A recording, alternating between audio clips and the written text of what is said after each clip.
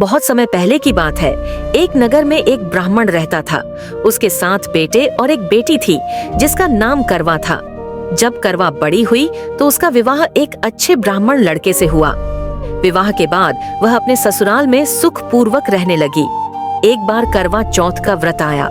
उसकी सास, ससुर, नंदे और जेठानियां सभी व्रत रख रही थीं। करवा ने भी व्रत रखा। व्रत के अनुसार उसे सूर्योदय से लेकर चंद्रमा के दर्शन तक निर्जला उपवास रखना था। दिन भर के बाद जब रात हुई तो करवा को बहुत भूख और प्यास लगी, लेकिन चंद्रमा का उदय नहीं हुआ था।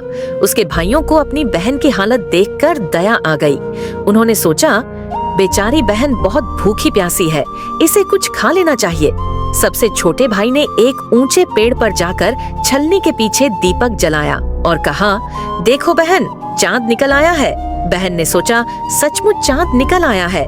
उसने जल अर्पित किया और व्रत खोल लिया। जब उसने खाना खाना शुरू किया तो उसका पति बेहोश होकर गिर पड़ा। करवा बहुत घबरा गई। उसने रोते हुए भगवान से प्रार्थना की, हे माता गौरी, मुझसे गलती हो गई, मुझे क्षमा करें। माँ पार्वती उसके सामने प्रकट हुई और बोली, करवा, तुम्हारे भाइयों ने छल किया और तुमने अधूरा व्रत तोड़ा है, इसलिए यह संकट आया है।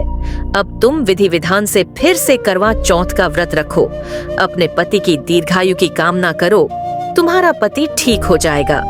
करवा ने अगले दिन सच्चे मन से फिर से व्रत रखा। उसके फल स्वरूप उसका पति स्वस्थ हो गया। तब से यह व्रत हर वर्ष सुहागिनें अपने पति की लंबी आयु के लिए करती हैं।